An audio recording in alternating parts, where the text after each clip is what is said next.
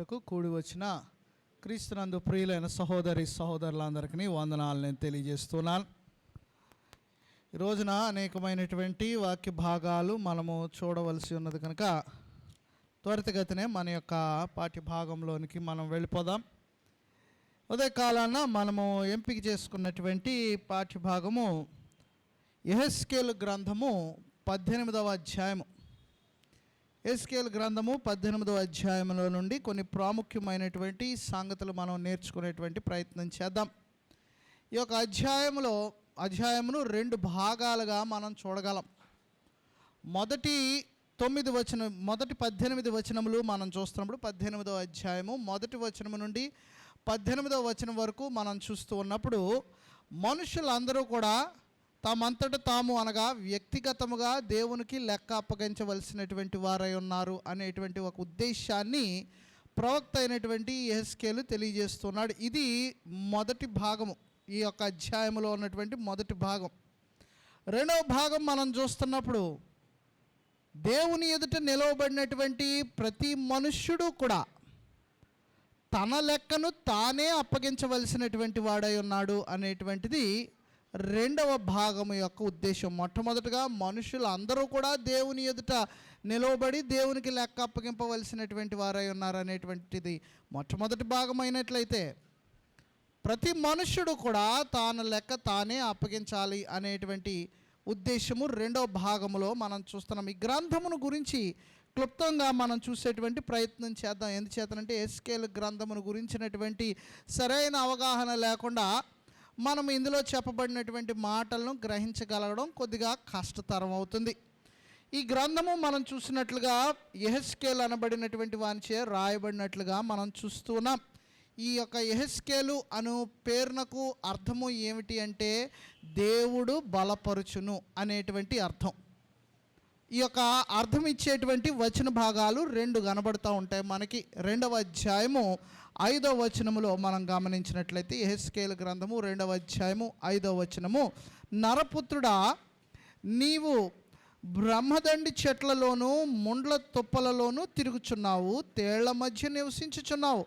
అయినను ఆ జనులకు భయపడకము, వారి మాటలకును భయపడకము, వారు తిరుగుబాటు చేయువారు వారికి భయపడకము. అక్కడ ఉన్నటువంటి మనుషులను కూర్చున్నటువంటి సంగతులను దేవుడు యెహెజ్కేలుకు తెలియజేస్తూ నీవు భయపడాల్సినటువంటి అవసరము లేదు అనేటువంటి మాటల ద్వారా యెహెజ్కేలును బలపరుస్తున్నట్లుగా మనం చూడగలం. కాబట్టి అతని యొక్క పేరునకు అర్థము దేవుడు బలపరుచును అనేటువంటి అర్థం మనకు కనబడుతూ ఉంటుంది. ఇదే మాట మరలా తిరిగి మనకు 3వ అధ్యాయం మనం చూస్తూ ఉన్నప్పుడు 7, 8 వచనముల్లో కూడా యెహెజ్కేలు గ్రంథము 3వ అధ్యాయము 7, 8 వచనములు, అయితే ఇశ్రాయేలీలందరూ సిగ్గుమాలిన వారును కఠిన హృదయులనై నేను చెప్పిన మాటలను ఆలకింపనొల్లకి ఉన్నారు గనుక నీ మాటలు విననొల్లరు. 8వ వచనం, ఇదిగో వారి ముఖము వలనే నీ ముఖము కఠినమైనదిగా నేను చేసేదను, వారి నుదురు వలనే నీ నుదురును కఠినమైనదిగా చేసేదను అంటున్నాడు. ఇక్కడ కూడా మరలా తిరిగి వారి యొక్క ప్రవర్తనను బట్టి నేను నిన్ను వారి వలె చేస్తూ ఉన్నాను అనేటువంటి ఉద్దేశాన్ని ఇక్కడ దేవుడు యెహెజ్కేలుకు తెలియజేయటం ద్వారా యెహెజ్కేలును దేవుడు బలపరుస్తూ ఉన్నాడు అనేటువంటి ఒక అర్థము మనం ఇక్కడ గ్రహించగలం. ఈ యొక్క యెహెజ్కేలు యోషియా రాజు అయినటువంటి యోషియా యొక్క ఏలుబడిలో జన్మించినటువంటి వానిగా మనము చరిత్ర ద్వారా మనం చూడగలం. క్రీస్తు పూర్వము 620 రమారమి 622వ సంవత్సరంలో యెహెజ్కేలు జన్మించినట్లుగా మనం చూడగలం. ఇతడు ప్రవక్తగా మనకు కనబడుతున్నప్పటికీ మొట్టమొదటిగా యాజకుడుగా యెహెజ్కేలు మనకు పరిచయం చేయబడుతున్నాడు. మొట్టమొదటిగా ఇతడు యాజకుడు, అటు తర్వాత ప్రవక్త. 1వ అధ్యాయము 3వ వచనంలో ఈ మాటను మనం చదవగలం. నెలలో 5వ దినమున కల్దీల దేశమందున్న కెబారు నదీ ప్రదేశమున యెహోవా వాకు బూజీ కుమారుడును యాజకుడునగు యెహెజ్కేలునకు ప్రత్యక్షము కాగా అనేటువంటి మాటను మనం అక్కడ చూస్తున్నాం. కాబట్టి మొట్టమొదటిగా యాజకుడిగా మనకు కనబడుతున్నాడు. తర్వాత ఈయన ప్రవక్తగా అనేకమైనటువంటి దర్శనములు చూసినటువంటి వానిగా మనకు దేవుని గూర్చినటువంటి ప్రవచనాలు ఈ గ్రంథమందు మనకు తెలియజేస్తున్నాడు. ప్రవక్తకు, ఈ యెహెజ్కేలు అనబడేటువంటి ప్రవక్తకు వివాహం కూడా జరిగినట్లుగా మనం చూడగలం. ఇతడు భార్యను కలిగి ఉన్నటువంటి వాడిగా మనకు 24వ అధ్యాయము 15 నుండి 18 వచనాల వరకు మనం చూడగలం. నరపుత్రుడా, నీ కన్నులకు ఇంపైన దానిని నీ వద్ద నుండి ఒక్క దెబ్బతో తీసివేయబోచున్నాను. నీవు అంగలార్చవద్దు, ఏడవవద్దు, కన్నీరు విడవద్దు. మృతులకై విలాపము చేయక నిశ్శబ్దముగా నిట్టూర్పు విడుము. నీ శిరోభూషణములు ధరించుకొని పాదరక్షములను తొడుక్కొనవలెను. నీ పెదవులు మూసుకొనవద్దు, జనుల ఆహారము భుజింపవద్దు. 18వ వచనం, ఉదయమందు జనులకు నేను ప్రకటించితిని, సాయంత్రమున నా భార్య చనిపోగా ఆయన నాకు ఆజ్ఞాపించినట్లు మరునాటి ఉదయమున నేను చేసి తిని. కాబట్టి ఇతడు భార్యను కూడా కలిగి ఉన్నట్లుగా మనం చూడగలం. అయితే ఈ యొక్క యెహెజ్కేలు ఆయన బబులోనుకు చెరగా కొనుపోబడ్డాడు. రమారమి క్రీస్తు పూర్వము 605వ సంవత్సరంలో బబులోనుకు కొనుపోబడ్డాడు. బబులోనుకు కొనుపోబడి అక్కడనే బబులోనులోనే కొన్ని దినాలు అక్కడ ఉన్నట్లుగా మనం చూడగలం. 2వ అధ్యాయము 4వ వచనం మనం చూసినట్లయితే ఇక్కడ అంటున్నాడు, వారు సిగ్గుమాలిన వారును కఠిన హృదయులై ఉన్నారు. వారి యొద్దకు నేను నిన్ను పంపుచున్నాను. వారు తిరుగుబాటు చేయువారు గనుక వారు వినినను వినకపోయినను తమ మధ్య ప్రవక్త ఉన్నాడని వారు తెలుసుకున్నట్లు ప్రభువగు యెహోవా ఎలాగూ సెలవిచ్చుచున్నాడని నీవు వారికి ప్రకటింపవలను. బబులోనులో చెరలో ఉన్నటువంటి వారిని వద్దకు యెహెజ్కేలు పంపబడ్డాడు. కాబట్టి ఇతడు బబులోను వెళ్ళినటువంటి సందర్భం కూడా మనం చూస్తున్నాం. కాబట్టి రమారమి క్రీస్తు పూర్వము 592వ సంవత్సరంలో ఆ ప్రాంతంలో యెహెజ్కేలు ప్రవచించినట్లుగా మనం గమనించగలం. రైట్, ఇది యెహెజ్కేలు యొక్క జీవిత విశేషాలు క్లుప్తంగా మనం చూసినప్పుడు. అయితే ఈ గ్రంథము యొక్క బ్యాక్డ్రాప్ కూడా మనం చూడాల్సినటువంటి అవసరం ఉంది. ఈ గ్రంథము యొక్క చరిత్రను కూడా మనం చూడాల్సినటువంటి అవసరం ఉంది. ఈ గ్రంథము యొక్క చరిత్రను మనం చూసినట్లయితే బబులోను ప్రాంతంలో ఉన్నటువంటి కెబారు నదీ ప్రాంతంలో ఈ యొక్క గ్రంథములో జరిగినటువంటి సంఘటనలన్నీ కూడా మనకు కనబడుతూ ఉంటాయి. బబులోనుకు కొనుపోబడినటువంటి జనాంగములో కొంతమంది భక్తిపరులైనటువంటి ఇశ్రాయేలీలు ఉన్నారు, కొంతమంది విగ్రహారాధికులైనటువంటి ఇశ్రాయేలీలు ఉన్నారు. భక్తిపరులైనటువంటి ఇశ్రాయేలీలు ఉన్నట్లుగా మనకి కీర్తనల గ్రంథము 137వ కీర్తనలో మనకు కనబడుతూ ఉంటుంది. బబులోను నదుల యొద్ద కూర్చుండి ఉన్నప్పుడు మనము సియోనును జ్ఞాపకం చేసుకుని ఏడ్చుచుంటిమి అనేటువంటి ఆ యొక్క కీర్తనను మనం చదువుతున్నప్పుడు ఇక్కడ భక్తులై దేవుణ్ణి ఎరిగినటువంటి వారు, భయభక్తులు కలిగినటువంటి వారు వీరు బబులోను చెరలోనికి కొనుపోబడినప్పటికీ కూడా అక్కడ ఉన్నటువంటి నదుల యొద్ద వారు కూర్చొని వారు దేన్ని జ్ఞాపకం చేసుకుంటున్నారంటే యెరూషలేమును వారు జ్ఞాపకం చేసుకుంటున్నారు. తర్వాత అంటున్నాడు, వాటి మధ్యనున్న నిరవంజి చెట్లకు మన సితార్లను తగిలించితిమి, అచ్చట మనలను చెరగొన్నవారు ఒక కీర్తన పాడుడి అనిరి, మనలను బాధించిన వారు సియోను కీర్తనలో ఒకదాన్ని మాకు వినిపించుడి అని మన వలన ఉల్లాసము గోరిరి. 5వ వచనం, యెరూషలేమా నేను నిన్ను మరిచిన ఎడల నా కుడి చేయి తన నేర్పు మరుచునుగాక, నేను నిన్ను జ్ఞాపకము చేసుకొని ఎడల నా ముఖ్య సంతోషము కంటే నేను యెరూషలేమును హెచ్చుగా ఎంచని ఎడల నా నాలుక నా అంగటికి అంటుకొనుగాక. కాబట్టి ఈ బబులోను చెరలో ఉన్నటువంటి వారు కొంతమంది భక్తులైనటువంటి వారు ఉన్నారు, వారు యెరూషలేమును జ్ఞాపకం చేసుకుంటున్నారు. కొంతమంది విగ్రహారాధికులు ఉన్నారు, విగ్రహారాధికులైనటువంటి వారు చెరలోనికి కొనుపోబడ్డారు. అనగా భక్తులైనటువంటి వారు బబులోను చెరకు కొనుపోబడ్డారు, విగ్రహారాధికులైనటువంటి వారును బబులోను చెరకు కొనుపోబడ్డారు. యెహెజ్కేలు గ్రంథము 14వ అధ్యాయము మనం చూసినట్లయితే 4వ వచనం, కావున నీవు వారికి సంగతి తెలియజేసి ఎలాగు చెప్పుము, ప్రభు అయిన యెహోవా సెలవిచ్చినదేమనగా, తమ విస్తారమైన విగ్రహములను బట్టి తమ మనస్సున విగ్రహములను నిలుపుకొని తమకు దోషము కలుగు చేసుకొని తమ ఎదుట అభ్యంతరమును పెట్టుకొని ప్రవక్త యొద్దకు వచ్చు ఇశ్రాయేలీలందరూ. కాబట్టి ఇక్కడ విగ్రహారాధన చేస్తున్నటువంటి వారు ఉన్నారు. కొంతమంది ప్రవక్త అయినటువంటి యెహెజ్కేలును నిరాకరించి తృణీకరించినటువంటి వారు ఉన్నారు. మరికొంతమంది బబులోనులో ఎక్కువ కాలం ఉండడంలే, మన చెరకాలం క్రొద్దిదేలే అని అనుకున్నటువంటి వారు ఉన్నారు. కాబట్టి ఈ యొక్క యెహెజ్కేలు గ్రంథాన్ని మనం ఆలోచన చేస్తూ ఉన్నప్పుడు ప్రజల యొక్క ఉద్దేశము, అక్కడ చెరకు కొనుపోబడినటువంటి వారి యొక్క పరిస్థితులు ఏమిటో కూడా మనకు తెలియాలి. దేవుణ్ణి ఎరిగినటువంటి వారు ఉన్నారు, విగ్రహారాధికులు ఉన్నారు, ప్రవక్త చెబుతున్నటువంటి మాటలను తృణీకరించినటువంటి వారు ఉన్నారు. మరికొంతమంది ఏమనుకున్నారంటే ఇది క్రొద్ది కాలపు చెరే, మనం ఎల్లకాలము ఇక్కడ ఉండం, ఎక్కువ దినాలు ఇక్కడ ఉండము అనేటువంటి ఆలోచనలోనూ ఉన్నారు. ఇలాంటి పరిస్థితులలో ఈ యొక్క యెహెజ్కేలు గ్రంథము రాయబడింది. ఈ గ్రంథం యొక్క సమాచారాలు లేదంటే ఈ గ్రంథం మనకు తెలియజేసేటువంటి సంగతులు ఏమిటంటే 4 ప్రాముఖ్యమైనటువంటి సంగతులు ఈ గ్రంథము ద్వారా మనం చూడగలం. మొట్టమొదటిగా దేవుని గూర్చినటువంటి మహిమ లేక దేవుని యొక్క మహిమను ఈ యొక్క గ్రంథం మనకు తెలియజేస్తుంది.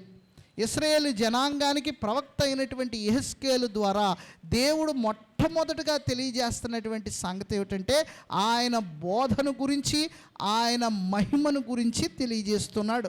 మొదటి అధ్యాయము 24వ వచనాన్ని మనం చూద్దాం. అవి జరుగగా నేను వాటి రెక్కల చప్పుడు వింటిని, అది విస్తారమైన ఉదకముల ఘోష వలెను, సర్వశక్తుడగు దేవుని స్వరము వలెను, దండువారు చేయు ధ్వని వలెను ఉండెను. అవి నిలుచున్నప్పుడెల్లా తమ రెక్కలను వాల్చుకొనుచుండెను. 28వ వచనం. వర్షాకాలమున కనబడు ఇంద్రధనస్సు యొక్క తేజస్సు వలె దాని చుట్టూనున్న తేజస్సు కనబడెను. ఇది యెహోవా ప్రభావ స్వరూప దర్శనము. నేను చూచి సాగిలపడగా నాతో మాట్లాడు ఒకని స్వరము నాకు వినబడెను అంటున్నాడు. కాబట్టి దేవుని యొక్క మహిమను గురించి ఈ గ్రంథములో అంతా కూడా తెలియజేస్తున్నాడు. ఇశ్రాయేలు జనాంగము ఎక్కడున్నారు అంటే వీరు చెరలో ఉన్నారు. ఎందుచేత చెర కొనుపోబడ్డారంటే దేవునికి అవిధేయులైన వారు జీవించారు కాబట్టి వీరు బబులోను చెరకు కొనుపోబడ్డారు. వీరు బబులోను చెరకు కొనుపోబడినప్పుడు వీరికి కొంతమంది దేవుని జ్ఞాపకం చేసుకుంటున్నారు, మరి కొంతమంది విగ్రహారాధికులైనటువంటి వారు వారికి నచ్చినట్లుగా వారు జీవిస్తున్నారు.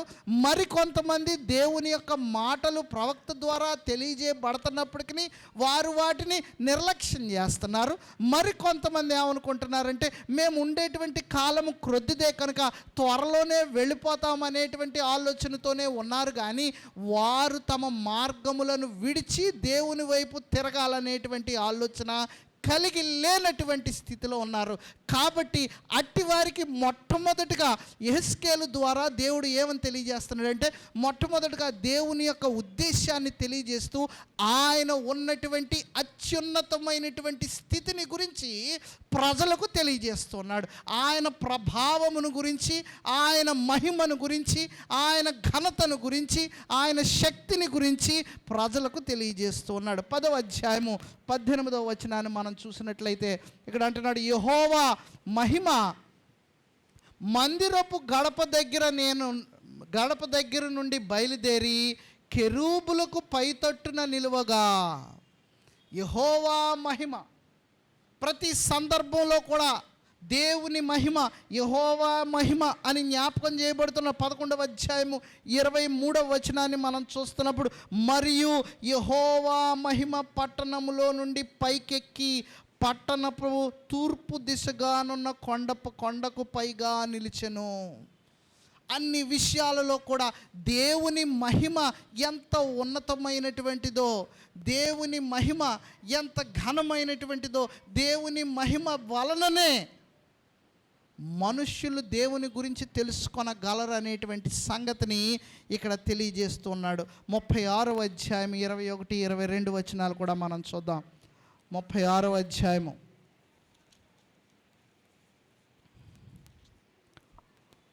21, 22 వచనాలు. కాగా ఇశ్రాయేలీలు పోయిన ఎల్ల చోట్లను నా పరిశుద్ధ నామమునకు దూషణ కలుగుగా నేను చూచి నా నామము విషయమై చింతపడితిని. కాబట్టి ఇశ్రాయేలీలకు ఈ మాట ప్రకటన చేయము. ప్రభువగు యెహోవా సెలవిచ్చినదేమనగా, ఇశ్రాయేలీలారా, మీ నిమిత్తము కాదు గాని అన్యజనులలో మీ చేత దూషణ నొందిన నా పరిశుద్ధ నామము నిమిత్తము నేను చేయబోవు దానిని చేయుదును అంటున్నాడు ఇక్కడ. కాబట్టి దేవుని యొక్క మహిమను గురించి ఇక్కడ మాటి మాటికి జ్ఞాపకం చేయబడుతున్నారు. ఇది ఈ యొక్క గ్రంథము యొక్క మొట్టమొదటి ఉద్దేశం. రెండవ ఉద్దేశం ఏమిటంటే, రానై ఉన్నటువంటి మెస్సియాను గూర్చినటువంటి మాటలు ఈ గ్రంథమందు తెలియజేయబడ్డాయి. 17వ అధ్యాయం 22 నుండి 24 వచనాలు. 17వ అధ్యాయము 22 నుండి 24 వచనాలు. నేను ఇంతకు ముందే తెలియజేసిన ఈ రోజున రెఫరెన్సులు మనం చాలా ఎక్కువగా చూస్తాం. 21 నుండి 22 నుండి 24 వచనాలు. మరియు ప్రభువు అయిన యెహోవా ఈ మాట సెలవిచ్చుచున్నాడు, ఎత్తైన దేవదారు వృక్షపు పై కొమ్ము ఒకటి నేను తీసి దాని నుదుటను పైగా నున్న దాని శాఖలలో లేత దానిని తుంచి అత్యున్నత పర్వతము మీద దాన్ని నాటుదును. ఇశ్రాయేలు దేశములో ఎత్తుగల పర్వతము మీద నేను దాన్ని నాటగా అది శాఖలు విడిచి బహుగా ఫలించు శ్రేష్టమైన దేవదారు చెట్టగును. సకల జాతుల పక్షులను దానిలో గూళ్ళు కట్టుకొనును. దాని కొమ్మల నీడను అవి దాగును. మరియు యెహోవానగు నేనే ఘనమైన చెట్టును నీచమైనదిగాను, నీచమైన చెట్టును ఘనమైనదిగాను చేయువాడననియు, పచ్చని చెట్టు ఎండిపోవునట్లును ఎండిన చెట్టు వికసించినట్లును చేయువాడుననియు, భూమి అందుంటుటో సకలమైన చెట్లకు తెలియబడును. యెహోవానగు నేను ఈ మాట సెలవిచ్చితిని, నేనే దాన్ని నెరవేర్చెదను. ఇక్కడ తెలియజేయబడినటువంటి మాట యొక్క ఉద్దేశం ఏమిటంటే, సంఘమును గూర్చినటువంటి మాట ఇక్కడ మనకు కనబడుతున్నది. అనేక మంది వచ్చి సంఘములో చేర్చబడేటువంటి విధానమును గురించి ఇక్కడ మనకు స్పష్టముగా మనకు తెలియజేయబడుతుంది. కాబట్టి మెస్సియాను గూర్చినటువంటి ప్రవచనం కనబడుతుంది, దేవుని రాజ్యమును గూర్చి కనబడుతుంది, మనుష్యుని యొక్క బాధ్యత ఏమై ఉన్నదో కూడా ఈ యొక్క గ్రంథములో మనము సువిస్తారంగా చూడగలం. దాని అంతటిని చూసేటువంటి సమయం లేదు. ఇప్పుడు మన యొక్క పాఠ్య భాగంలోనికి వచ్చేద్దాం.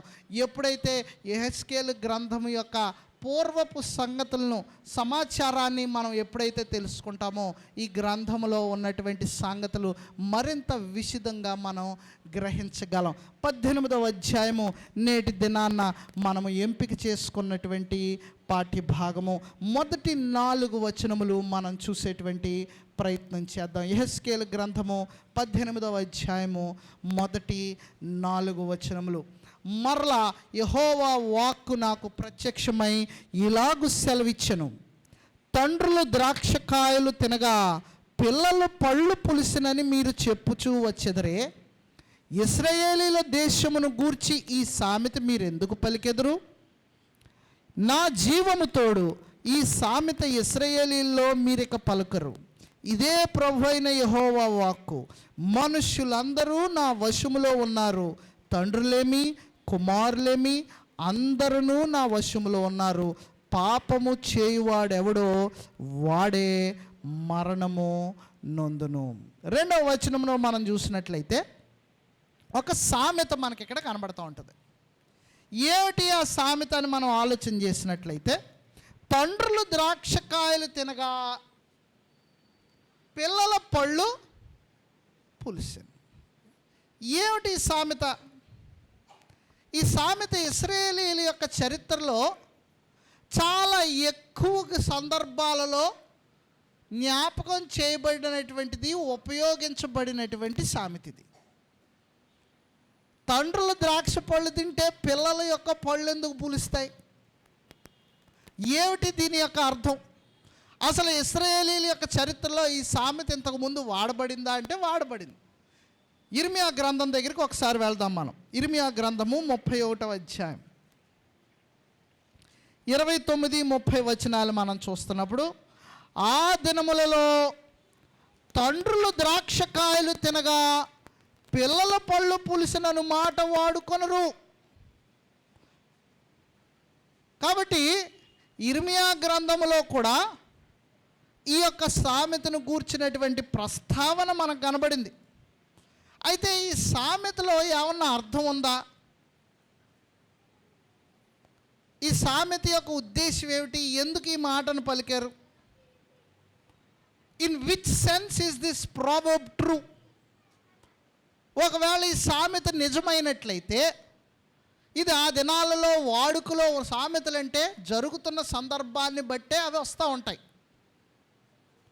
కాబట్టి ఈ సామెత ఒకవేళ నిజమైనట్లయితే ఎలాంటి సందర్భంలో ఈ యొక్క సామెత ఉపయోగించబడింది, ఇది మనం తెలుసుకోవాలి. ఈ సంగతిని మనం తెలుసుకోవాలంటే నిర్గమకాండము 20వ అధ్యాయం 5వ వచనాన్ని మనం గమనించాలి. నిర్గమకాండము 20వ అధ్యాయము 5వ వచనం. 20వ అధ్యాయము 5వ వచనం. ఏలయనగా నీ దేవుడనైన యెహోవానగు నేను రోషము గల దేవుడును, నన్ను ద్వేషించు వారి విషయములో 3-4 తరముల వరకు తండ్రుల దోషమును కుమారుల మీదకి రప్పించుచు. సామెత యొక్క ఉద్దేశం ఇది. ఈ సామెత యొక్క ఉద్దేశం ఏమిటంటే, తండ్రులు ద్రాక్షకాయలు తింటే కుమారుల యొక్క పళ్ళు పులిసిన అనేటువంటి మాట వెనకాల ఉన్నటువంటి ఉద్దేశం ఏమిటంటే, తండ్రులు చేసినటువంటి పాపము కుమారుల మీదకు దేవుడు రప్పిస్తాడనేటువంటి సంగతిని ఆ దినాలలో దేవుడు నేరుగా ఇశ్రాయేలీ జనాంగానికి తెలియజేశాడు. 34వ అధ్యాయం నిర్గమకాండము 34వ అధ్యాయం 6-7 వచనాలు. అతని ఎదుట యెహోవా అతన్ని దాటి వెళ్ళుచు, యెహోవా కనికరము, దయా, దీర్ఘశాంతము, విస్తారమైన కృపా సత్యములు గల దేవుడైన యెహోవా, ఆయన 1000 మందికి కృప చూపుచు దోషమును అపరాధమును క్షమించును గాని ఆయన ఏమాత్రమును దోషులను నిర్దోషులుగా ఎంచక 3-4 తరముల వరకు తండ్రుల దోషమును కుమారుల మీదకిని కుమారుల మీదకిని రప్పించునని ప్రకటించను. కాబట్టి తండ్రులు చేసినటువంటి పాపమును కుమారులు అనుభవించేటువంటి ఈ యొక్క క్రమములో ఈ సామెత అనేటువంటిది ఉనికిలోనికి వచ్చింది. కాబట్టి ఈ సామెతను ప్రత్యేకంగా ఇక్కడ ఉపయోగించడంలో ఉన్నటువంటి ఉద్దేశం మనకి ఇక్కడ కనబడుతూ ఉంది. ఎందుచేతనంటే యెహెజ్కేలు దేవుని యొక్క తీర్పు ఇశ్రాయేలీల జనాంగముపై ఈ రీతిగా ఉండడానికి గల కారణాన్ని వెతుకుతున్నాడు. కారణం ఏమిటి అంటే వారి యొక్క క్రియలే, ఇశ్రాయేలు జనాంగము యొక్క క్రియలే. యెహెజ్కేలు గ్రంథము 16వ అధ్యాయము 15-29 వచనములు మీరు చూస్తున్నప్పుడు ఆ క్రియలన్నిటిని గురించి అక్కడ తెలియజేస్తున్నాడు. వారు చేసినటువంటి ఆ క్రియలను బట్టే నేటి దినాన్న వారు బబులోనులో చెరలో ఉన్నారు. నేటి దినాన్న కెబారు నది వద్ద కూర్చొని వారు సియోను పట్టణమును గురించి ఆలోచన చేస్తున్నారు. ఆ కెబారు నది ఒడ్డున కూర్చొని వారు ఏడ్చుచు యెరూషలేమా యెరూషలేమా అని గానము చేస్తూ అక్కడ ఉన్నటువంటి సంగతులను వారు జ్ఞాపకం చేసుకుంటున్నారు. అయితే ఆ సంగతిని ఇక్కడ వారికి జ్ఞాపకం చేస్తున్నాడు యెహెజ్కేలు. తండ్రులు ద్రాక్షకాయలు తినగా కుమారుల పళ్ళు పులిసెను. పాపం యొక్క ప్రభావము చాలా తీవ్రమైనటువంటిది. పాపం యొక్క ప్రభావాన్ని మనం చూస్తున్నప్పుడు పాత నిబంధన దినాలలో దాన్ని దేవుడు ఎంత తీవ్రంగా పరిగణించాడో మనమందరము ఎరిగినటువంటి వారమే. కొన్ని దినాల క్రితం మనం బైబిల్లో దుష్టులైనటువంటి మనుష్యులను గురించి చదువుకున్నప్పుడు వారిలో కోరహును అతని కుమారుల గురించి మనం చదువుకున్నాం. కోరహు అతనితో పాటు అబీరాము, దోతాను అనబడేటువంటి వారు ఏం చేశారు అంటే మోషే మీద తిరుగుబాటు చేశారు. తిరుగుబాటు చేసి నిన్ను మా మీద అధికారిగా అధిపతిగా నియమించిన వాడు ఎవడు, మేము నీ వద్దకు రాము అని మోషేతో నేరుగా చెప్పినటువంటి ఆ సమయంలో దేవుడు ఏం చేశాడంటే, అక్కడ జరిగినటువంటి సంగతిని మనం గమనించినట్లయితే మోషే అంటున్నాడు, దేవుడైనటువంటి యెహోవా ఒక వింత కలుగు చేస్తాడు. ఏమిటా వింత అంటే, భూమి నెర పొందినటువంటిదే, భూమికి నెర కలిగి నెరొచ్చి భూమి రెండుగా విడిపోయి కోరహును అతని కుమారులను అతని సంతానమును అతని మీద మోషే మీద తిరుగుబాటు చేసిన 250 మందిని భూమి మింగివేసినట్లుగా మనం చూస్తున్నాం. ఏమిటి దీని ద్వారా మనం ఏం చూస్తున్నాము అంటే, కేవలము కోరహు చేసినటువంటి పొరపాటు కోరహుకు మాత్రమే పరిమితం కాలేదు. కానీ దేవుడు ఏం చేశాడంటే, కోరహుకును అతని కుమారులకును అతని కుమారులకును అతని వంశమును అంతటినీ కూడా దేవుడు నాశనం చేశాడు. ఆ దినాలలో దేవుడు మనుష్యుల పట్ల కనుపరిచినటువంటి కోపము అంత తీవ్ర స్థాయిలో ఉంది. ఎందుచేతన అంటే, పాపము యొక్క పర్యవసానమును చాలా భయంకరంగా దేవుడు మనుష్యులకు తెలియజేశాడు. 3-4 తరములు అంటున్నాడు. అయితే దేవుడు అన్యాయస్తుడా అలా చేయడం? ఎవడో చేసినటువంటి తప్పును కుమారులు అనుభవించాలనేటువంటి ఉద్దేశము కలిగి ఉండడంలో దేవుడు అన్యాయం చేస్తున్నాడా మిగిలినటువంటి తరాలకు?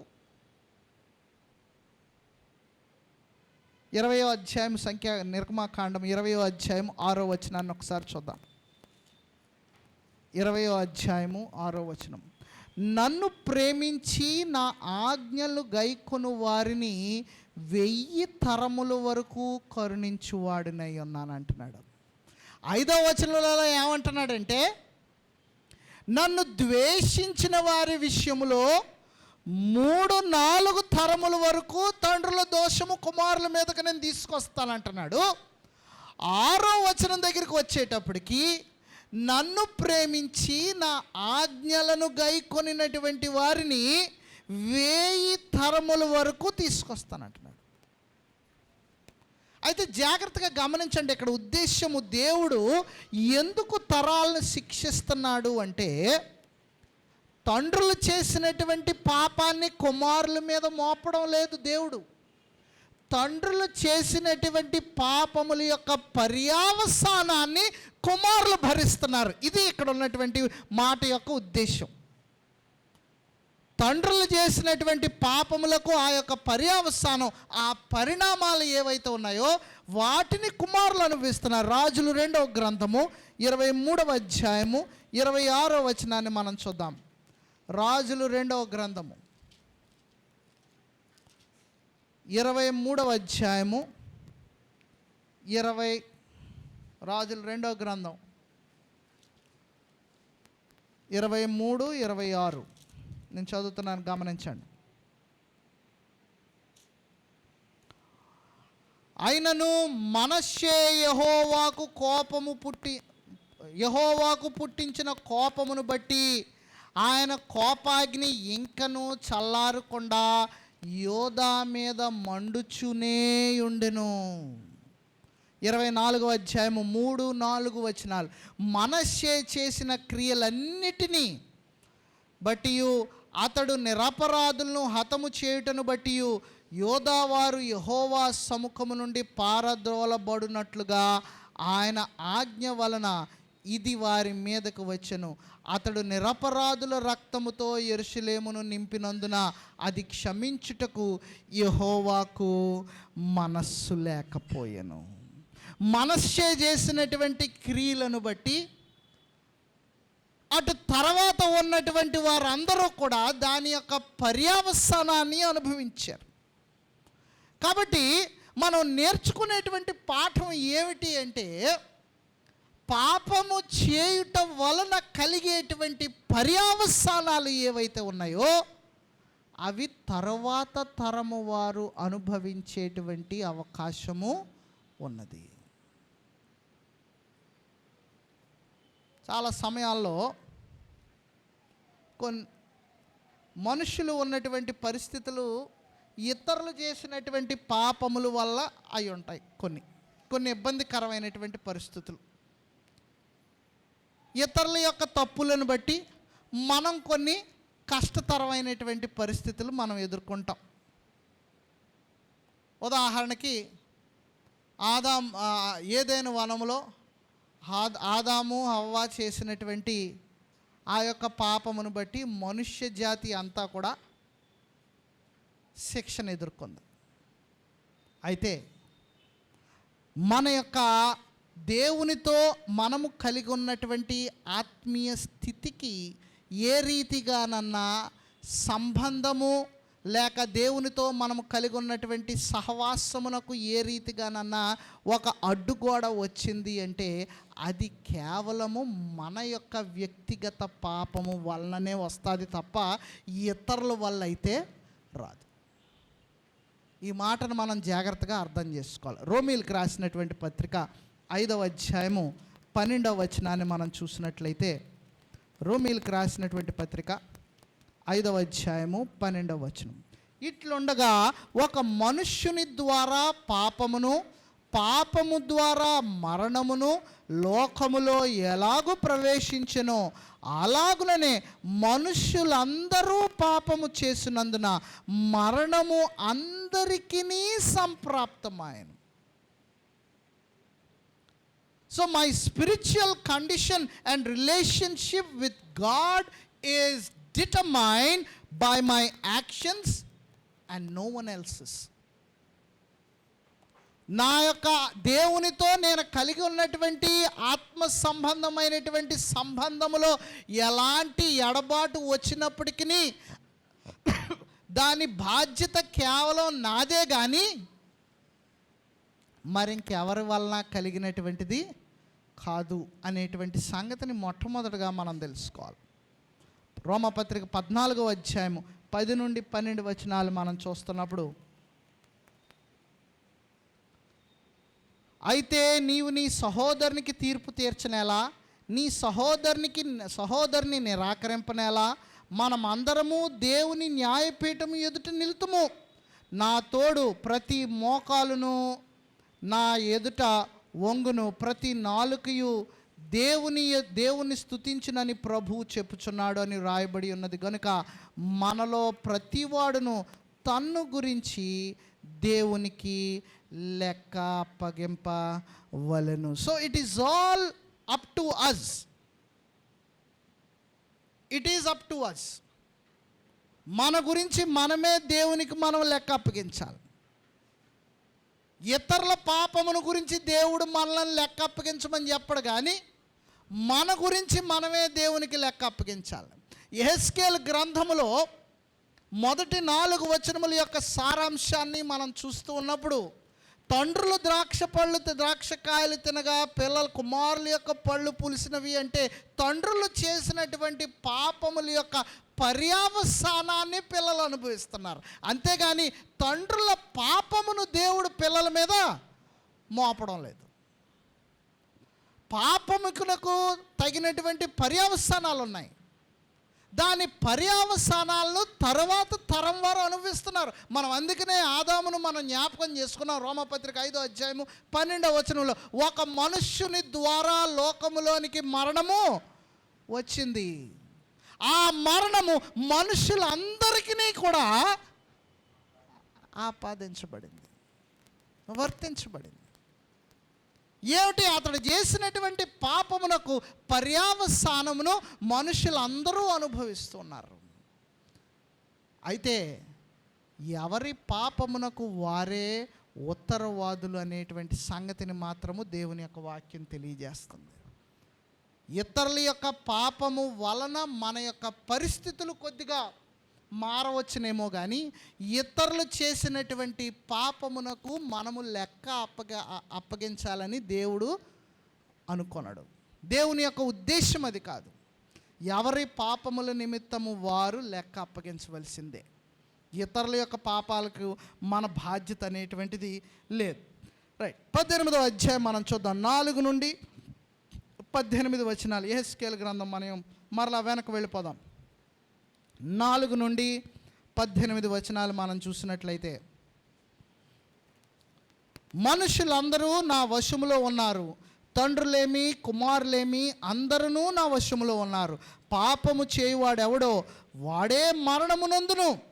ఒకడు నీతిపరుడై నీతి న్యాయములను అనుసరించువాడై ఉండి పర్వతముల మీద భోజనము చేయకయు, ఇశ్రాయేలీలు పెట్టుకున్న విగ్రహముల తట్టు చూడకయు, తన పొరుగువాని భార్యను చెరపకయు, బహిష్టమైన దానిని కూడకయు, ఎవనినైనను బాధ పెట్టకయు, రుణస్థునికి అతన్ని తాకట్టును చెల్లించి బలాత్కారము చేత ఎవనికైనను నష్టము కలుగుజేయకయుండునో వాడై, ఆకలి గలవానికి ఆహారం ఇచ్చి, దిగంబరికి బట్ట ఇచ్చి, వడ్డీకి అప్పియకయు, లాభము చేపట్టకయు, అన్యాయము చేయకయు, నిష్పక్షపాతముగా న్యాయము తీర్చి, యథార్థపరుడై నా కట్టడలను గైకొనుచు నా విధులను అనుసరించుచుండిన ఎడల వాడే నిర్దోషియగును.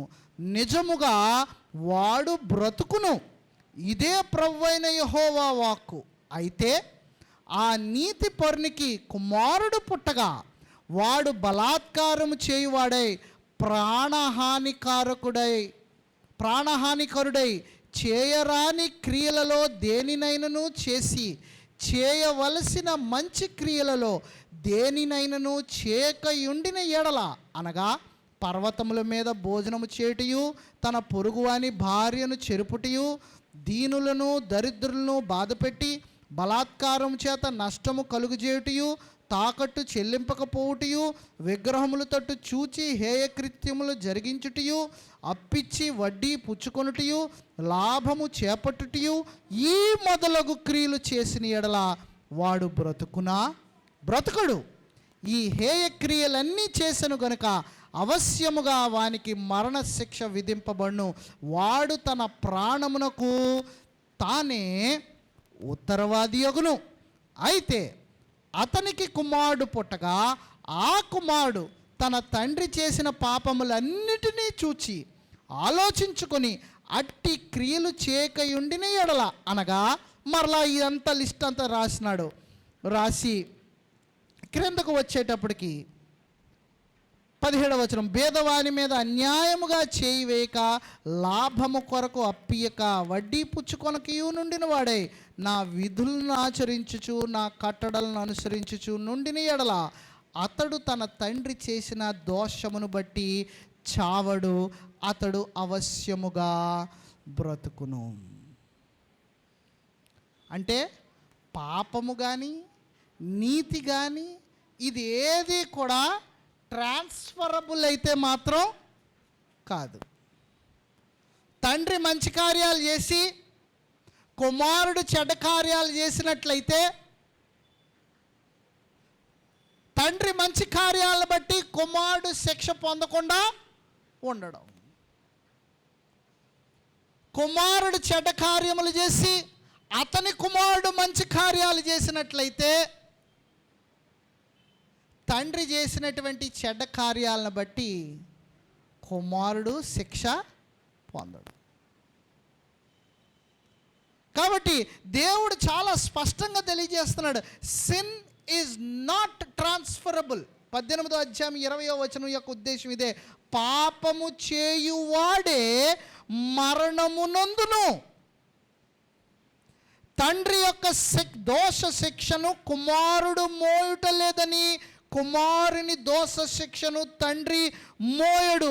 నీతి పరుని నీతి ఆ నీతి పరునికే చెందును. దుష్టుని దుష్టత్వము ఆ దుష్టునికే చెందును. So it is non transferable. కాబట్టి ఎవడైతే పాపం చేస్తున్నాడో ఆ పాపము చేసినటువంటి వాడే దేవునికి లెక్క అప్పగించాలి. రాజులు 2వ గ్రంథము 14వ అధ్యాయము 6వ వచనాన్ని చూద్దాం. రాజులు 2వ గ్రంథం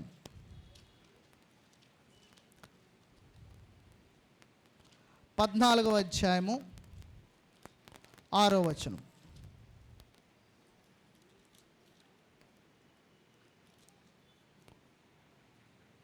అయితే కుమారుల దోషమును బట్టి తండ్రులకు మరణశిక్ష విధింపకూడదు, తండ్రుల దోషమును బట్టి కుమారులకు మరణశిక్ష విధింపకూడదు.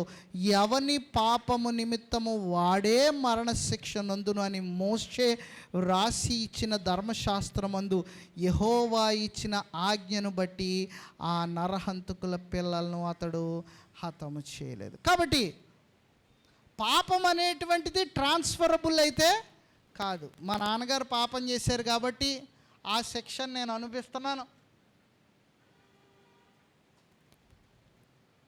అనేటువంటి ఆలోచన ఎవరన్నా కలిగి ఉంటే మాత్రం అది చాలా పొరపాటు. తల్లిదండ్రులు చేసినటువంటి పాపాన్ని బట్టి పిల్లలు ఇలాగ అయిపోయారు అని అనుకుంటే అది పొరపాటే. దాని యొక్క పర్యావసానాలను అనుభవిస్తారేమో కానీ ఆ పాపము వారి మీద మాత్రము మోపబడదు. ఎందుకంటే దేవుడు ఖచ్చితంగా తెలియజేసాడు, ఎవరి పాపము వారిదే. ఇర్మియా గ్రంథం 31వ అధ్యాయం, ఇర్మియా గ్రంథము 31వ అధ్యాయం 29-30 వచనాలు.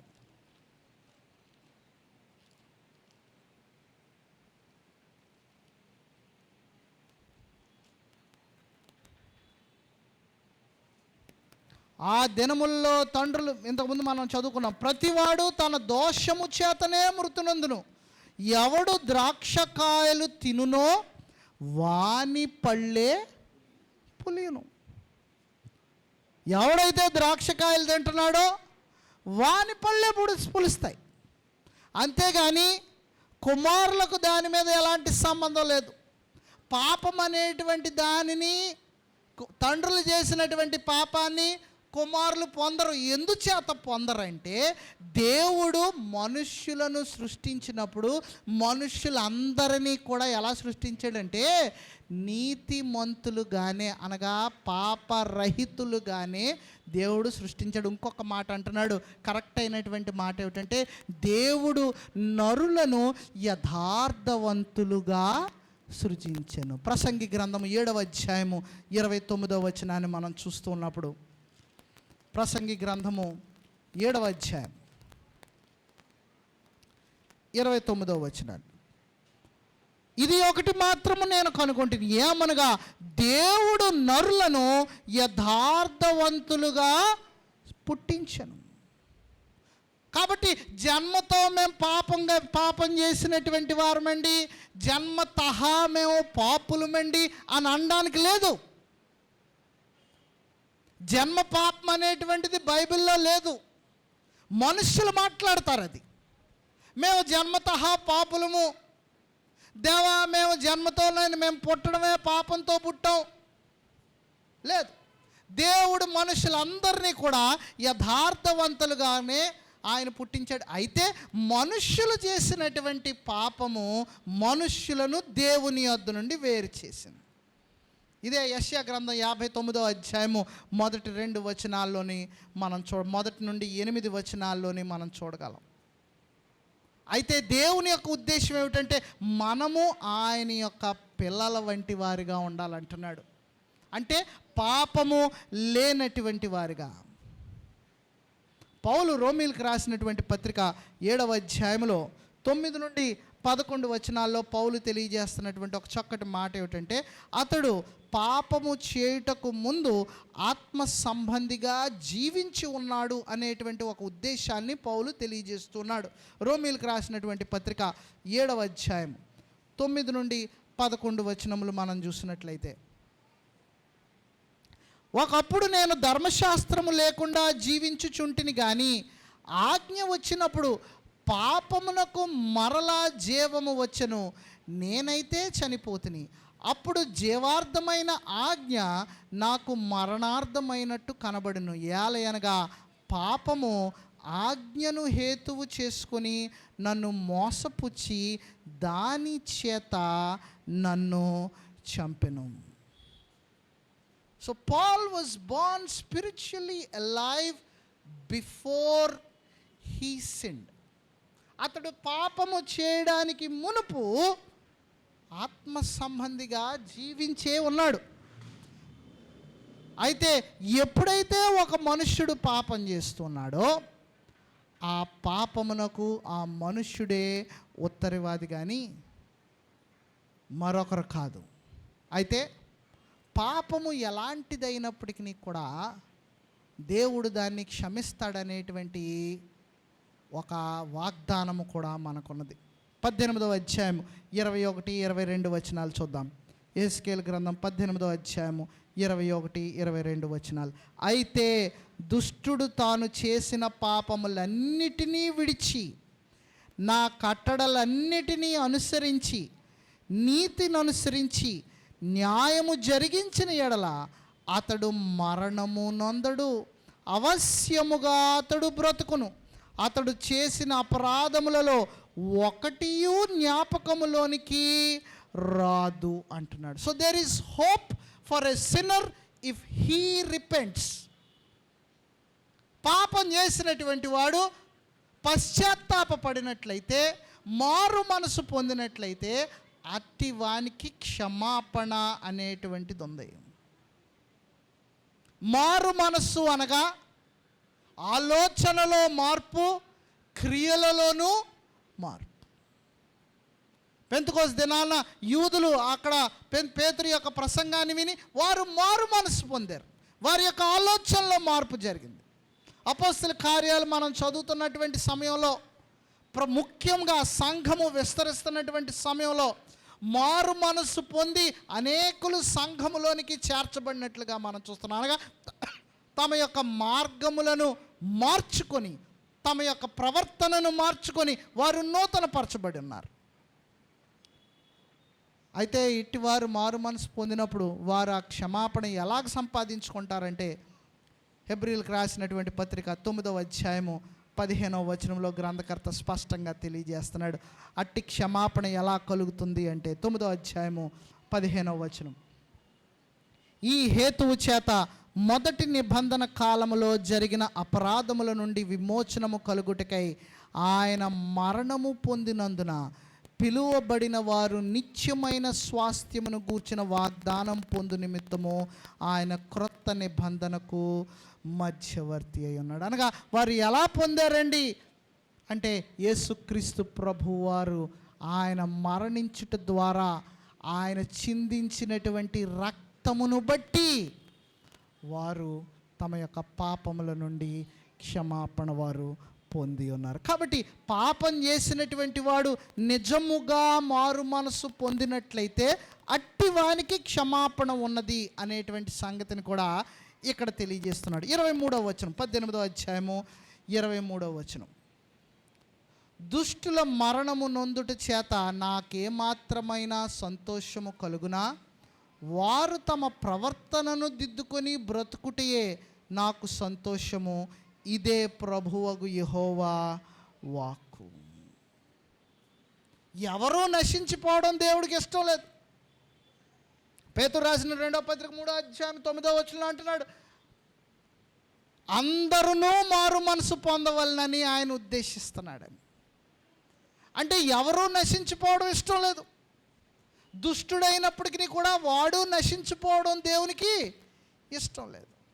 ఎంత పాపం చేసినప్పటికీ వాడు నశించిపోవడం ఇష్టం లేదు. చిన్న పాపం చేసినోడికి ఇష్టం లేదు, పెద్ద పాపము చేసినోడు నశించిపోవడం ఇష్టం లేదు. చిన్న పాపం అనేది లేదు, పెద్ద పాపం అని లేదు. పాపము పాపమే. చాలామంది తల ఊపుతున్నారు, చిన్న పాపం చేసినా దేవుడు నశించిపోవడం ఇష్టం లేదంటే ఓహో నేను చేసింది చిన్న పాపమే కదా అని మనసులో ఒకవేళ అనుకుంటున్నారేమో. చిన్న పాపమని లేదు, పెద్ద పాపమని లేదు. పాపము పాపమే. కాబట్టి దేవుడు అంటున్నాడు, నీవు ఒకవేళ మారు మనసు పొందినట్లయితే నీ యొక్క మార్గములను విడిచి నీవు నడుచుకున్నట్లయితే నీకు క్షమాపణ ఉంది. నీకు క్షమాపణ ఉంది. యేసుక్రీస్తు యొక్క రక్తములో నిన్ను కడిగి క్షమిస్తానంటున్నాడు. అయితే 18వ అధ్యాయం 24వ వచనం, దుష్టుడికి కలిగేటువంటి అవకాశం. నీతిపరుడు గురించి చూద్దాం. 24వ వచనంలో, అయితే నీతిపరుడు తన నీతిని విడిచి పాపము చేసి దుష్టులు చేయు హేయ క్రియలన్నిటి ప్రకారము జరిగించిన ఎడల అతడు బ్రతుకునా? నీతిమంతుడైనటువంటి వాడు అనగా నీతిమంతుడుగా చేయబడినటువంటి వాడు అంటే ఎవరో? క్రీస్తు యొక్క రక్తములో కడగబడినటువంటి వాడు, బాప్తిస్మము పొందినటువంటి వాడు, క్రీస్తు స్వరక్తం ఇచ్చి సంపాదించినటువంటి క్రీస్తు సంఘములో చేర్చబడినటువంటి వాడు, పరిశుద్ధినిగా పిలువబడుతున్నటువంటి వాడు. అట్టివాడు నీతిని విడిచి పాపము చేసి దుష్టులు చేయు హేయక్రియలన్నిటి ప్రకారము జరిగించిన ఎడల అతడు బ్రతుకునా? అలాంటి వాడు బ్రతుకుతాడా? అతడు చేసిన నీతి క్రియలు ఏమాత్రమును జ్ఞాపకములోనికి రావు. అతడు ఇంతకు ముందు చేసినటువంటి క్రియలు ఏవైతే ఉన్నాయో అవేవి కూడా జ్ఞాపకంలోనికి రావు. ఇంతకుముందు నీతిగా బ్రతికి ఇప్పుడు పాపం చేస్తున్నట్లయితే వాడు ఇంతకుముందు చేసిన నీతి క్రియలు ఏమీ కూడా దేవుడు పరిగణలోకి తీసుకోవడం. ఇది చాలా ఆలోచింపజేసేటువంటి మాట. ఎందుకంటే మనుష్యులుగా మనకు ఉన్నటువంటి ఒక తలంపు ఎలాంటిదంటే, మన నీతి క్రియలు మనం అనుకున్నటువంటివి హెచ్చుగా ఉండి మనం చేస్తున్నటువంటి కొన్ని అవివేకపు కార్యముల వల్ల మన యొక్క పాప క్రియలు కూడా కొంచెం తక్కువగా ఉన్నవని మనం అనుకుని నీతి క్రియలు ఎక్కువగా ఉన్నాయి కాబట్టి దేవుడు వాటిని చూస్తాడులే అని ఒకవేళ మనుషుడు అనుకుంటున్నట్లయితే దానికంటే దౌర్భాగ్యం మరొకటి లేదు. ఎందుచేతనంటే దేవుడు ఇక్కడ స్పష్టంగా తెలియజేస్తున్నాడు. ఏమంటున్నాడంటే, అతడు చేసిన నీతి క్రియలు ఏమాత్రమును జ్ఞాపకములోనికి రావు. అతడు విశ్వాసఘాతకుడై చేసిన పాపమును బట్టి మరణము నొందును. అతడు చేసినటువంటి పాపమును బట్టి. So he is no longer right with God and hence he shall die. అంతే, వేరే మాట్లేదు. యెషయా గ్రంథం 59వ అధ్యాయం 1-2 వచనముల యొక్క ఉద్దేశము ఇదే. రోమీయులకు రాసినటువంటి పత్రిక 2వ అధ్యాయము 5-11 వచనాల యొక్క ఉద్దేశము ఇదే. చేయరాని కార్యములు చేయుటకు దేవుడు అట్టి వానిని దేనికి అప్పగిస్తున్నాడంటే భ్రష్ట మనసుకు అప్పగించేస్తున్నాడంట. కనుక నీతిమంతుడైనటువంటి వాడు దుష్టుడు అవ్వడం ఎంతో సమయం పట్టదు. నీతిమంతుడైనటువంటి వానికి దుష్టునిగా మారడం ఎంతో టైము పట్టదు. దుష్టుడైనటువంటి వాడు నీతిమంతుడిగా అవ్వడానికి దేవుడు అవకాశాన్ని ఇస్తున్నాడు. But it is a process. అతడు నీతిమంతుడిగా చేయబడతాడు యేసుక్రీస్తు ప్రభువుని నిజముగా తన యొక్క రక్షకునిగా అంగీకరించినట్లయితే. కానీ అతడు నీతిమంతుడిగా చేయబడ్డానికి లేక దేవుని దృష్టిలో పిలువబడ్డానికి చాలా ప్రయాసపడాలి. రైట్, 25వ వచనాన్ని చూద్దాం. అయితే యెహోవా మార్గము న్యాయము కాదని మీరు చెప్పుచున్నారు. ఇశ్రాయేలీయులారా, నా మాట ఆలకించుడి. నా మార్గము న్యాయమే, మీ మార్గమే కదా అన్యాయమైనది. అలా ఏమంటున్నారంటే, ఏంటి చిన్న తప్పుకే మమ్మల్ని దుష్టుల లెక్కలో వేసేస్తావా నువ్వు? మేము చేస్తున్న చిన్న చిన్న పొరపాట్లకే మేము నీ దృష్టిలో దుష్టులమైపోతామా? మేము చేస్తున్న చిన్న చిన్న అవివేకంతో చేస్తున్నటువంటి తెలిసి తెలియక చేస్తున్న పనులకే నీవు మమ్మల్ని పెద్ద దోషులుగా ఎంచేసి మాకు శిక్ష వేసేస్తావా? ఇది ఎంత అన్యాయం అంటే దేవుడు అంటున్నాడు, నేను కాదబ్బాయి, మీరే అన్యాయస్తులు. 29వ వచనం చూడండి. అయితే ఇశ్రాయేలీలు యెహోవా మార్గము న్యాయము కాదని చెప్పుచున్నారు. ఇశ్రాయేలీలారా, నా మార్గము న్యాయమే కానీ మీ మార్గము న్యాయము కాదు. దేవుని మార్గములు న్యాయమే. దేవునికి పక్షపాతం లేదు. దేవునికి ఎలాంటి పక్షపాతం లేదు. దేవుడు మనుష్యుడు వాడు చేసినటువంటి క్రియలను బట్టే మనుష్యుని శిక్షిస్తాడు. మనుష్యుడు చేసినటువంటి కార్యములను బట్టే మనుష్యునికి తగినటువంటి ప్రతిఫలాన్ని ఇస్తాడు. నీవు సత్క్రియలు చేసినట్లయితే దేవుడు నిన్ను ఆశీర్వదిస్తాడు. నువ్వు దేవునికి ఆయాసకరమైనటువంటి క్రియలు చేసినట్లయితే దేవుని యొక్క ఉగ్రతకు గురవుతావు. There are no two ways about it. దేవుడు తన యొక్క ఉద్దేశాన్ని తెలియజేయడంలో చాలా స్పష్టతను కనుపరిచాడు. చాలా క్లియర్ కట్గా చెప్తున్నాడు. దేవుని యొక్క మాటల్లో యాంబిగ్యూటీ అనేటువంటిది ఉండదు.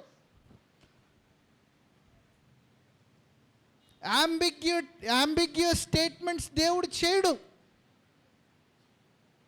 అంటే ఇలాగన్నా అయి ఉండొచ్చు, అలాగన్నా అయి ఉండొచ్చు, నువ్వే ఎంచుకో ఏది కరెక్టో అని దేవుడు చెప్పడం.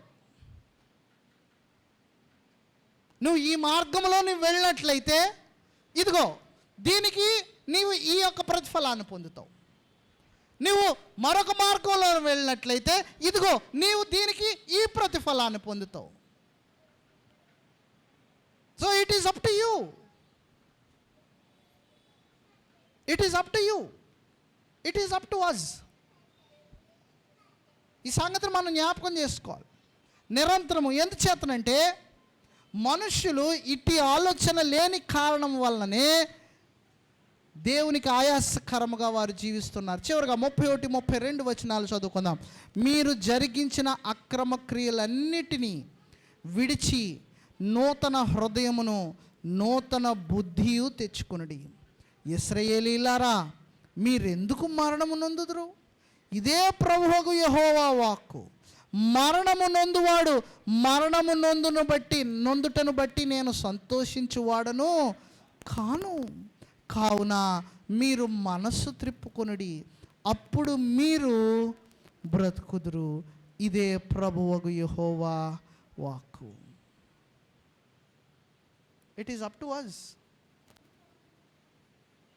It is up to us. మీరు బుద్ధి తెచ్చుకోనండి. మీరు బుద్ధి తెచ్చుకోనండి. ప్రారంభంలో మనం మాట్లాడుకున్నాం. యెహెజ్కేలు గ్రంథము 2 భాగాలుగా మనం చూస్తాం. ఏమిటి 2 భాగాలు అంటే, మనం అందరమును కూడా దేవునికి లెక్క అప్పగించాలి. రెండవది ఏంటి? ప్రతి వాడు కూడా వాని లెక్క వాలే అప్పగించాలి. We are all accountable and each one is accountable for his own sins.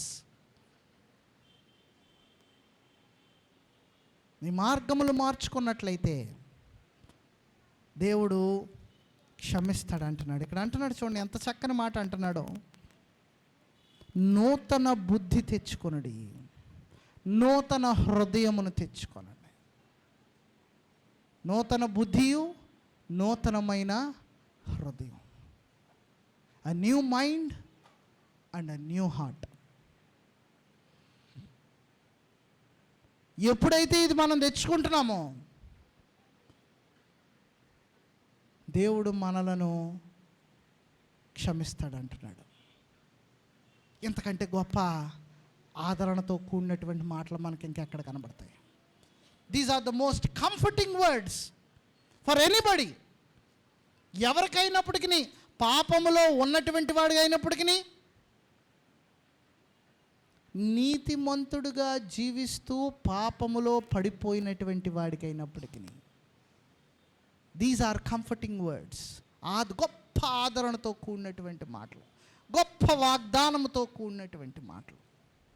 కాబట్టి దేవుడు మనకి ఇంకనూ సమయాన్ని ఇస్తున్నాడు. కాబట్టి ఈ వచనంలో చివరిలో అన్నాడు, కావున మీరు మనస్సు త్రిప్పుకొనుడి, అప్పుడు మీరు బ్రతుకుదురు అని చెప్తూ పరిశుద్ధాత్ముడు ఎంత చక్కగా రాయించాడంటే, ఇదే ప్రభువగు యెహోవా వాక్కు, ఇదే యెహోవా వాక్కు. మీ మనస్సు త్రిప్పుకోండి, పాపము నుండి మీ మనస్సును త్రిప్పుకోండి. ఎలాంటి హేయ క్రియల నుండి కూడా మీ మనస్సును మీరు తిప్పుకోనండి. మీరు త్రిప్పుకున్నట్లయితే దేవుడు మిమ్మల్ని క్షమిస్తాడు, మీరు బ్రతుకుదురు. మీ పాపమునకు తగినటువంటి పర్యావసానాన్ని మీకు కలగకుండా దేవుడు మిమ్మల్ని క్షమిస్తాడు. ఈ సంగతిని మనం జ్ఞాపకం చేసుకుందాం. యెహెజ్కేలు ద్వారా దేవుడు తెలియజేసినటువంటి ఈ యొక్క గొప్ప మాటలను మన యొక్క మనస్సుల్లో నాటుకుని మనం ఆలోచన చేయడానికి దేవుడు మనకు సహాయమును దయచేయనుగాక. మీ అందరికీ నా వందనాలు. ప్రార్థన చేసుకుందాం. దయగల మా తండ్రి, కరుణగల మా ప్రభువా, మరొకసారి మీ వాక్యమును ధ్యానం చేసేటువంటి తరుణాన్ని మీరు మాకు అనుగ్రహించినటువంటి రీతిని బట్టి మీ కృతజ్ఞతాస్తుతులు చెల్లించుకొంచున్నాం. యెహెజ్కేలు గ్రంథము నుండి నేటి దినాన మేము నేర్చుకున్నటువంటి పాఠములు మా హృదయంలో మేము భద్రపరుచుకొని, మా తండ్రి, మా నాయన, మేము నశించిపోకూడదని, మేము దుష్టులుగా జీవించక నీతిమంతులుగా మేము జీవించవలనని మీరు కలిగి ఉన్నటువంటి ఉద్దేశ్యమును అనుసరించినటువంటి వారమై, ఆనాడు ఇశ్రాయేల్ ప్రజలు ఏ రీతిగా అయితే బబులోను చెరకు కొనుపోబడి భక్తిపరులైనటువంటి వారు, విగ్రహారాధికులైనటువంటి వారు, మా తండ్రి, వారందరూ కూడా ఆ చెరలో వారు ఉన్నప్పటికీ కొందరు మిమ్మల్ని జ్ఞాపకం చేసుకుని ఉన్నారు, కొందరు వారికి నచ్చినట్లుగా నడిచి ఉన్నారు. ఏది ఏమైనప్పటికీ మనుషులు ఎవరినూ కూడా నశించిపోకూడదని మీ చిత్తమై ఉన్నది కనుక మా తండ్రి, ఆ యొక్క ఉద్దేశ్యమును మీరు మాకు తెలియజేయటం ద్వారా ఆనాడు ఇశ్రాయేలీయుల యొక్క జీవితంలో నుండి మేము గొప్ప పాఠములను మేము నేర్చుకొనగలుగుటకు మీరు సహాయం చేయించున్నారు. అందును బట్టి మీకు కృతజ్ఞతలు చెల్లించుకొంచున్నాం. విన్నటువంటి వాక్యము నిష్ప్రయోజనము కాకుండా వాక్యానుసారముగా మేము జీవించగలిగేటువంటి జ్ఞానమును, అటు నడిపింపు మీరు మాకు దయచేయమని ఈ మానవులు మా ప్రభువును ప్రియరక్షకుడినైన యేసుక్రీస్తు నామములో మిక్కిలి వినయంతో బ్రతిమలాడి వేడుకొంచున్నాను పరమ తండ్రి. ఆమెన్.